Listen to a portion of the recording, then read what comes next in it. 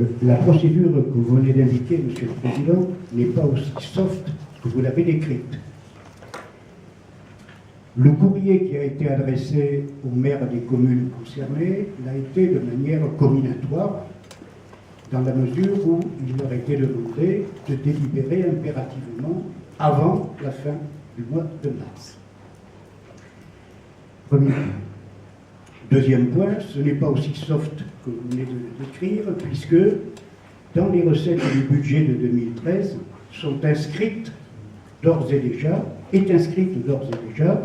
la somme de 80 000 euros qui est censée représenter la contribution des communes et qui est donc une somme pour le moins aléatoire, puisque il faut d'abord que les communes délibèrent, il faut qu'elles délibèrent positivement, et celles qui ont déjà délibéré ont délibéré sous réserve que tout le monde accepte le principe.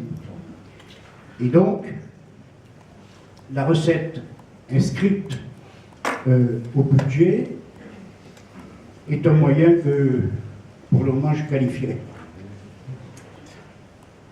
En dehors de ça, je voudrais, ça c'est sur la forme des choses, et dire tout de suite, en préalable, que je ne suis pas, évidemment, au titre de représentant d'une commune, défavorable à la mise sur pied d'un pacte financier et fiscal. Puisqu'évidemment, une communauté ne peut vivre que si elle-même et ses composantes se mettent d'accord sur des règles du jeu. Je rappelle que nous nous sommes mis d'accord en 2001-2002 sur des règles du jeu, dont celle-là, puisque la loi est antérieure à 2001, elle date des années 80, et donc il a été acté par tout le monde à ce moment-là que le foncier bâti industriel n'était pas l'objet d'un partage et d'une redistribution à la communauté d'habitants. Donc ça revient à changer la règle du jeu.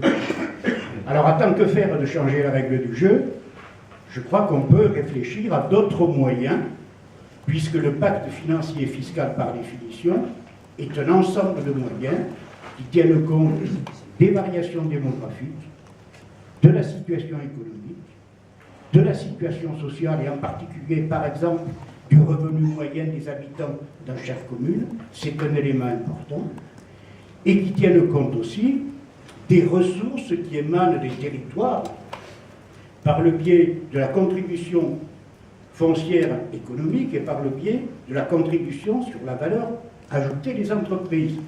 Et on sait par exemple aujourd'hui que rapporté au nombre d'habitants, on a une fourchette qui est un peu ouverte dans la communauté d'agglomération, puisque pour la commune, qui participe le moins à la richesse de la communauté, la participation par habitant est de 0,5 €, et que pour la commune qui participe, dont les habitants participent le plus, la participation est de l'ordre de 460 € par habitant.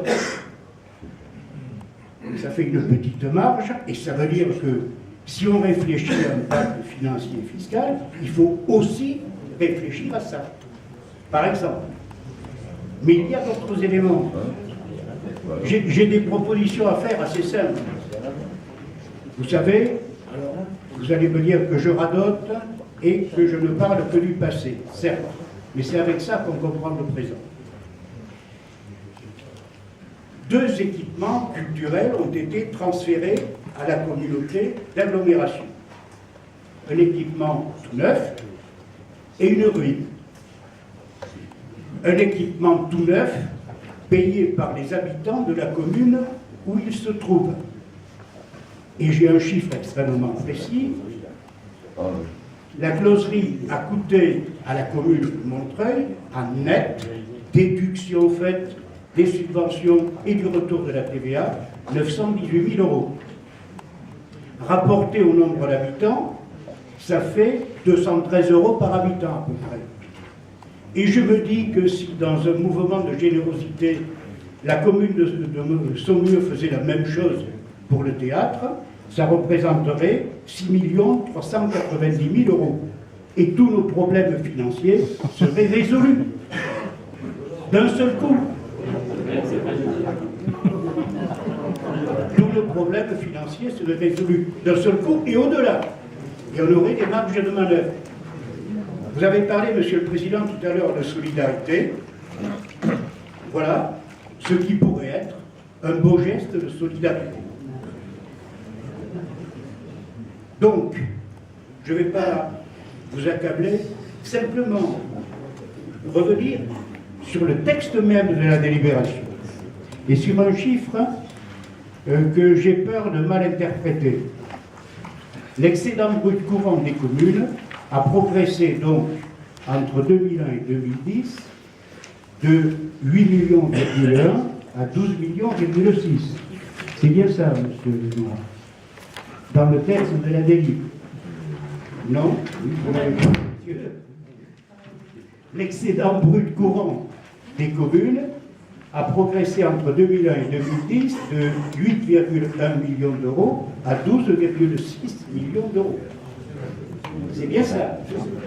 Donc, et à l'intérieur de ces chiffres, 5 millions d'euros à 6 millions d'euros pour les communes hors Saumur. On est toujours d'accord. Ça veut dire que pour Saumur, l'excédent brut courant a progressé de 3,1 millions d'euros à 6,6 millions d'euros. On est d'accord? On ne peut pas ne pas être d'accord puisque ce sont les chiffres. Ça signifie en clair que, puisque les populations sont équivalentes entre Saumur et le milieu rural, l'excédent brut courant des communes a progressé 3,5 fois moins que l'excédent brut de la commune de Saumur. J'en tirerai pas de conclusion. Je pourrais, mais chacun pourra tirer la conclusion. Dernier point, dans les facteurs principaux expliquant les données, le 4e point indique une décision de mettre à disposition le patrimoine affecté aux compétences exercées par la communauté d'agglo sans valorisation des coûts de remise en état. J'ai dû avoir une absence, mais dans les délibérations de la commission locale d'évaluation des charges de transférées que je présidais à ce moment-là, il n'y a aucune décision affichant ce que je viens de dire. Il n'y a pas de décision. Non, non. J'ai les comptes rendus. Oui, mais moi aussi. J'ai les comptes rendus. Oui, oui. Ce qui avait été dit à l'époque, ce ne sont pas des sujets qui prêtent à sauter. Ce qui avait été dit à l'époque, c'est qu'il fallait évaluer la remise en état des biens qui étaient transmis en état un peu difficile. Ça n'a pas été fait. Oui. Ça n'a pas été fait. Donc voilà. Oui, alors, Monsieur Lenoir et Monsieur le Président, je veux bien consentir à ce que vous dites, c'est une règle du jeu qui avait été mise à l'époque, exactement comme le fait que les communes perçoivent le foncier bâti industriel dans sa totalité. Donc, on revient sur une règle, on peut revenir sur l'autre. J'ai bien relevé le fait qu'il avait été transféré à la communauté d'agglomération un équipement neuf et une ruine.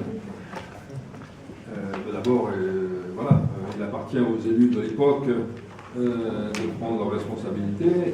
C'est ce mandat-là. Laissez-moi terminer. C'est ce mandat-là qui a pris ces décisions. Et ça a été voté de façon, j'imagine, parfaitement régulière. La ruine en question, évidemment le théâtre de Saumur auquel Paul fait allusion,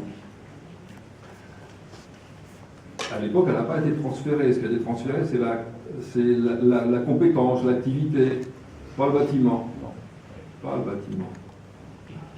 Non, monsieur. Non, monsieur. Laissez-moi terminer. Laissez-moi terminer.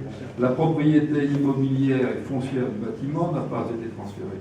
C'est moi qui, il y a un an ou deux, ai proposé au conseil municipal de Saumur, qui l'a parfaitement accepté, de céder, évidemment normal, de céder le bâtiment et le foncier à la communauté d'agglomération pour l'euro symbolique. Alors vous allez me dire, l'euro symbolique, tu t'es pas beaucoup mouillé. Oui, d'accord. Il a quand même, il faut que vous le sachiez, il a quand même une conséquence comptable, c'est que le théâtre de Saumur, dans les comptes de la ville, il ne valait pas 1 euro. Et nous avons l'obligation de provisionner chaque année, et pendant une dizaine d'années, quelque chose comme, je ne sais plus, 1,5 million d'euros, que nous provisionnons chaque année à hauteur de 150 ou 180 000 euros, je n'ai plus la somme en tête exactement. Donc, il est évident que comptablement, la ville de Saumur a aussi constaté, évidemment, la moins-value de cession de ce théâtre. Bon. Il ne faut pas faire de mauvais procès sur tout ça. C'est des décisions qui ont été prises par des élus responsables, il faut l'assumer. Bien. Lorsque les zones d'activité ont été transférées, ça fait quand même une dizaine d'années, elles étaient dans un certain état. Je ne le qualifie pas, j'y étais pas. Dans un certain état. Depuis, de nombreux travaux ont été faits. La communauté d'agglomération, et puisqu'on parle de Montreuil-Bellay, la communauté d'agglomération a dépensé pas mal d'argent, Michel Bataille est là, il peut en témoigner, pour la remise en état des voiries de la zone de Méron. Et c'est très bien, c'est parfait, c'est fait, n'en parlons plus.